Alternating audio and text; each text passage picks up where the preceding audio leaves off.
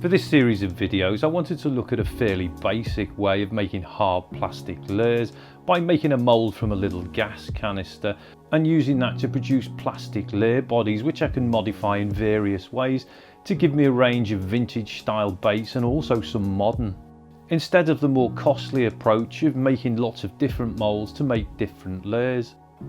The canisters I using just contain carbon dioxide, well, when they're full, and these you can buy at local bike shops for little over £1. They'll also empty them for you if you don't own a valve to do that yourself. A couple of days ago I made a very basic 1-part silicone mould using one of these canisters, and this video is going to cover that process and also give a sneak peek of my first kind of experimental twitch bait that I made using that mould. One of the things I'm going to try and stay away from in this series of videos is using expensive tools or really specialised equipment. As always, there's going to be a list of materials and suppliers and also alternatives in the description down below. But I'm also working on a more in-depth manual to accompany this series for anybody interested, which I'll probably release as an ebook if I manage to actually survive the writing process. For me personally, I think this is also going to be a great series to do some experiments that I wouldn't normally do. And like all experiments, there should be a good dose of failures and some probably real gems in there as well, but we'll see as we go along. But let's roll the film.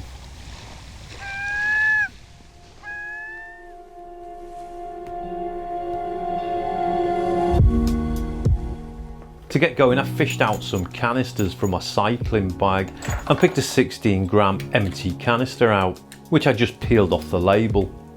This left behind a bit of a sticky residue, but with some nail varnish remover which contains acetone, I just rubbed it off. Once cleaned, I grabbed some stuff from the kitchen, a small Tupperware lid and a screw cap off a juice carton. I also fished out a small 25mm panel pin, the shaft of which just fitted loosely into the opening on the canister. I then used the little divot in the centre of the bottle cap to locate the pin and push it through. With the hole centred, I took the pin out and pushed it through from the other side, leaving the head as a stop. This made a simple stand to keep the gas bottle upright, but to secure it I really needed some glue.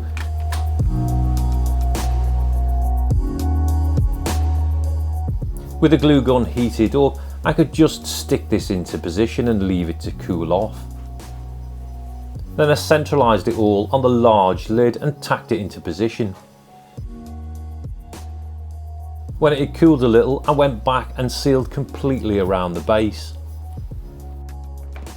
The next job was to use some children's modelling clay to fill out and make a funnel shape from the cap to the end of where the thread is on the bottle. This is not going to be part of the finished layer, it's just to make the shape of that funnel into the mould.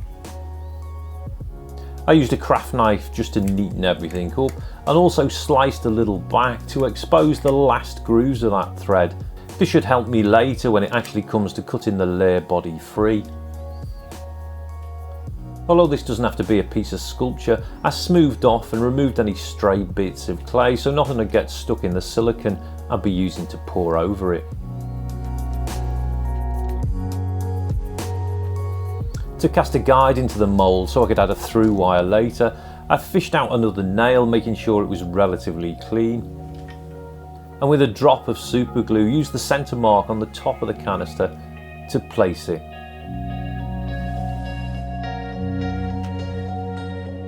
It took a couple of goes to get this right, but I wanted it sticking up as straight as I could get it.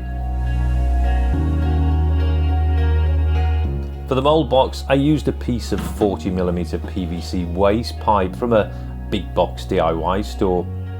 I used a marker to measure a little over the length of the canister and the nail together.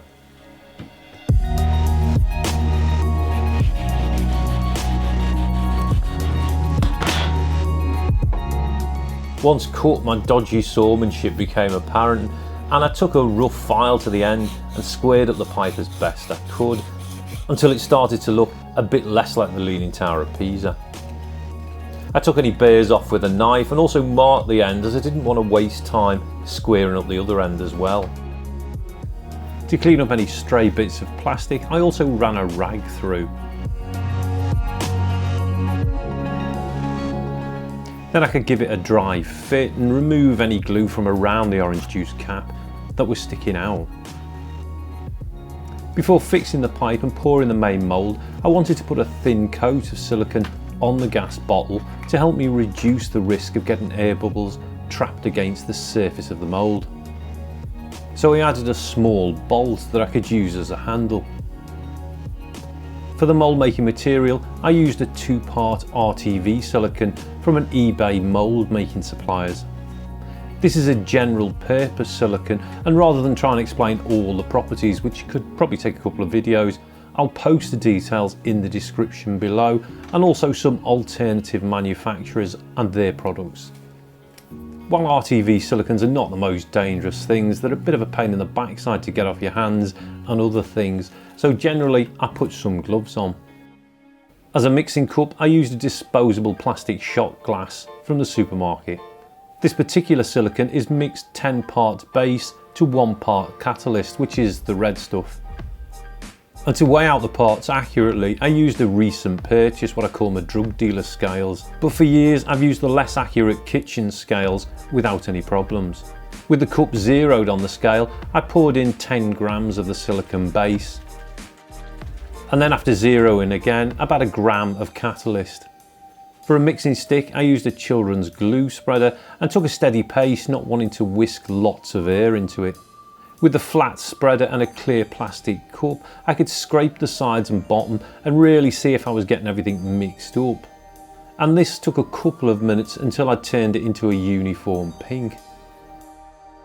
To get the skin on the bottle, I just poured on a thin stream at the top. And when it started to run down the sides, I picked it up by the handle and started to pour from different positions to fill out the gaps.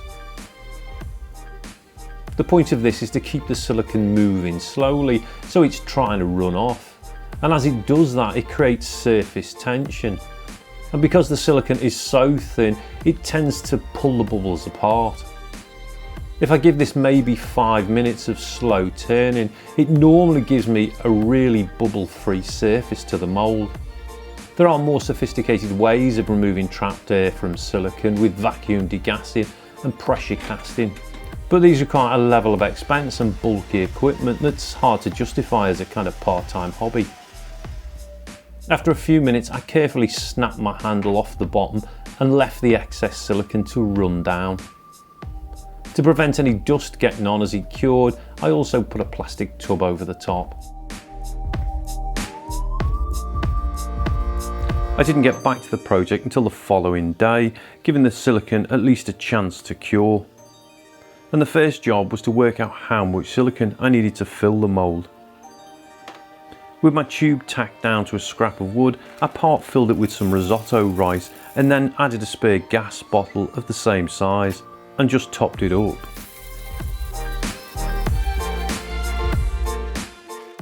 Using a plastic picnic cup, I tipped the whole lot out and removed the bottle, giving everything a shake to level it off. Then with another cup, I transferred that across with a permanent marker. I also gave it a bit of a clean to prevent any dust from the rice finding its way into the silicone. I could then move on to prepping the bottle and started by removing the glue from the handle so it would sit straight on the bench. I also sliced the silicone back to the edge of my glue line and pulled off the excess cleanly. I then positioned my tube or the mould box with a bit of care and tacked it into position before coming back and completely sealing around it. Silicone has a habit of finding any gaps to seep out of. With the scale zeroed out and the gloves back on, I filled the cup to the mark.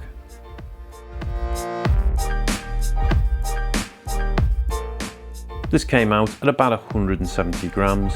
As before, I zeroed the scales and aimed for 17 grams of catalyst. I did manage to go a little overboard, so I scooped some out. Then with a piece of plastic trim I found lying about, I went through that mixing process again, remembering to scrape the sides.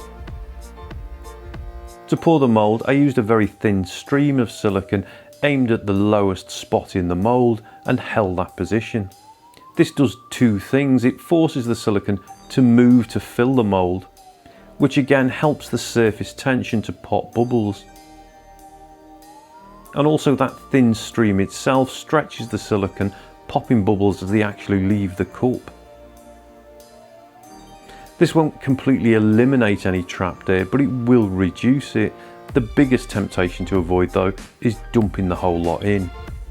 I brought the silicone up to the top of the nail, and despite the effort this was a little off centre. Then I covered the top with another cup and left it for the following day.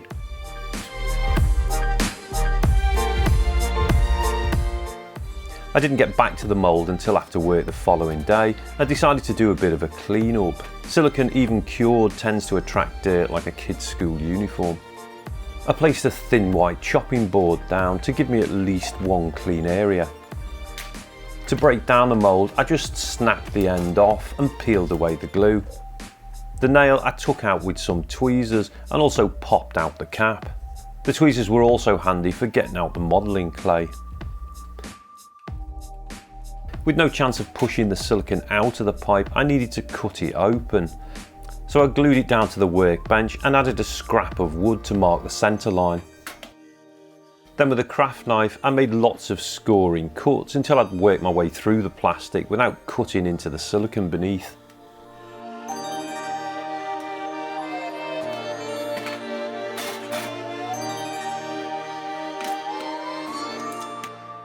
With a scrap of wood to hold the seam open, I could finally push the mould out. To get the gas bottle out, I needed to cut the silicone and create a seam, so I snapped a fresh blade and positioned the mould so it wouldn't roll. To give me the length of that seam, I used my spare bottle and marked roughly about 3/4 of its length. Then I made a straight line and came back in to draw a snaking zigzag line over it. I needed to open up the mould in 2 cuts, and the first one was only about 3 or 4 millimeters deep, but it's an odd cut. I wanted the tip of the blade to follow that straight line, so I'm angling the knife or rocking it from side to side as I work to cut around the zigzag but holding that point straight. This is one of those things that I find more difficult to explain or get my head round than it is actually to do in practice. The job of this cut is to create a key so the mould will snap back together later. For the second cut, to actually cut through to the bottle, I ran the extended blade up that centre line between the curves very carefully. And when I'd reached the end, I put some pressure on and cut through down to the bottle and pulled back, giving me hopefully a straight seam. As it was, I missed the end a bit and went back in. Then I could pop the bottle out and push the pin back through.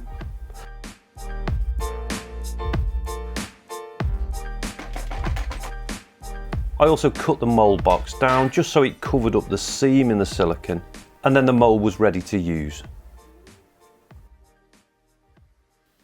I was actually going to finish this video here, but I kind of figured nobody likes a cliffhanger, so I thought I'd give you a bit of a preview of the next video, which covers actually making that twitch bait using the mould.